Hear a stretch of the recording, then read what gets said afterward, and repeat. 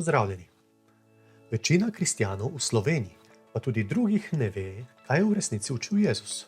Ali mogoče vi veste, kaj je učil? Mnogokrat se ti, ki berejo ali pa so prebrali svetopismo, ne zavedajo globine Jezusovih besed. Zato bi danes rad govoril o enih prvih Jezusovih besedah, ki so zabeležene v Evangeliju po Mateju v 4. poglavju. Piše tako: Spreobrnite se, kajti približalo se je nebeško kraljestvo. Mogoče se nam zdijo te besede danes malo čudne. V našem vsakdanjiku ne slišimo fraz, kot so spreobrnite se in nebeško kraljestvo. Zavedati se moramo, da Jezus tukaj ni govoril nam, Slovencem, ampak Judom v 1. stoletju našega štetja. Ti ljudje so točno vedeli, kaj pomeni fraza spreobrniti se, in točno so vedeli, kaj je mišljeno z nebeškim kraljestvom. Ali vemo to tudi mi danes?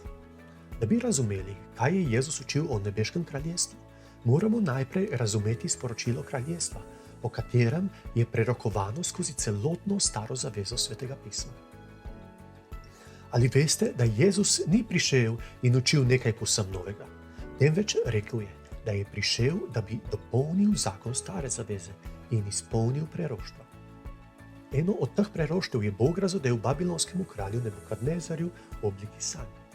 O tem beremo v knjigi preroka Danijela v 2. poglavju. To je izjemno zanimivo poglavje, ki govori o prihodnosti sveta. No, knjiga preroka Danijela nasploh je izjemno zanimivo branje.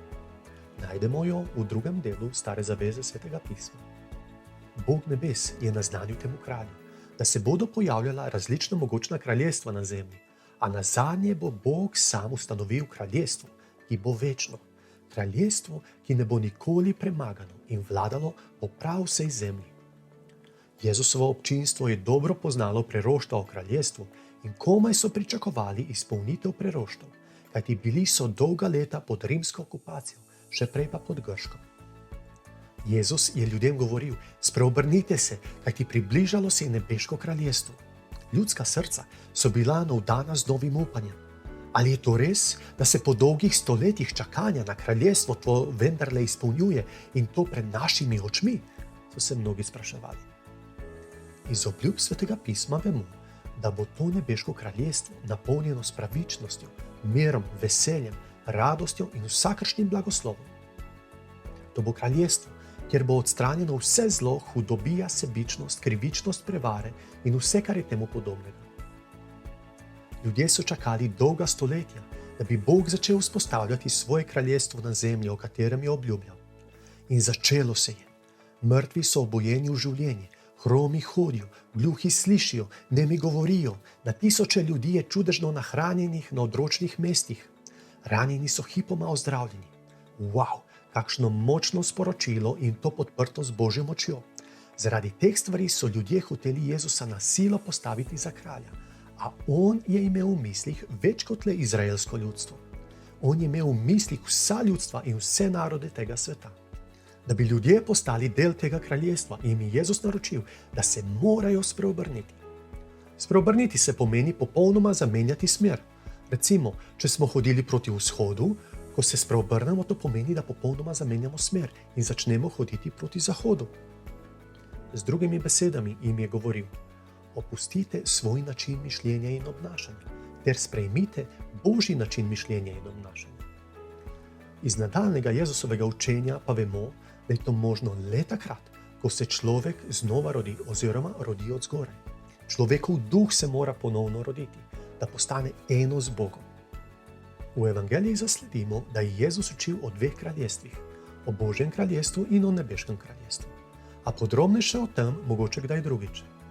Ko je Jezus prišel prvič na zemljo, je prišel kot smrten človek.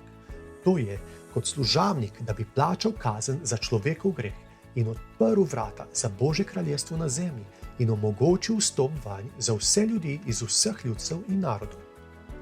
Torej, Božje kraljestvo je duhovna in ne politična zadeva. Drugič pa bo prišel s svojo angelsko vojsko kot nesmrten Božji sin, to je kot kralj kraljev in gospod gospodov, da bo vzpostavil nebeško kraljestvo tukaj na zemlji, torej politično kraljestvo, ki bo vladalo vsej zemlji.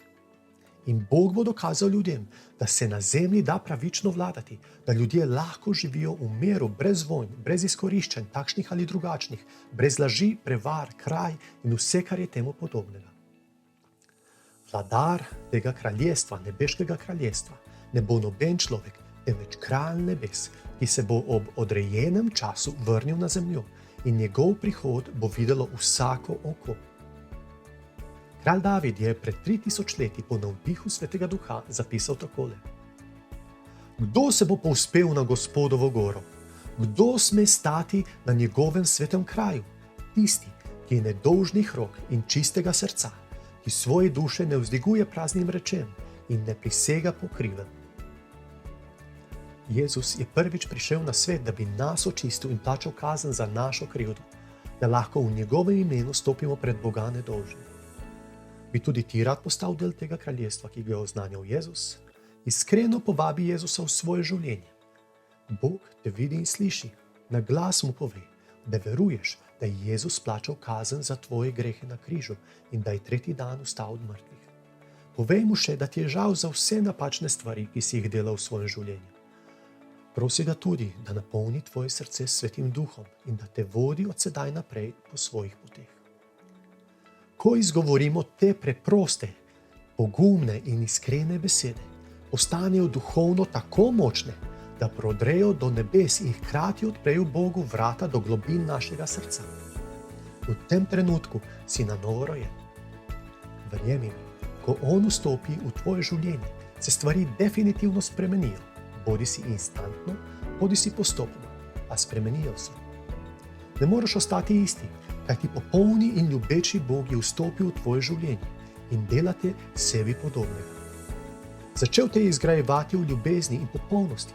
Sedaj, ko si začel verjeti v Jezusa in ga povabil v svoje življenje, sedaj ti Bog lahko milostno podari v Jezusu Kristusu večno življenje in pravico, da postaneš del tega čudovitega nebeškega kraljestva. Kraljestva pravičnosti, miru, ljubezni in radosti življenja. Sem Andrej Zelenjak za Center Evangelij danes.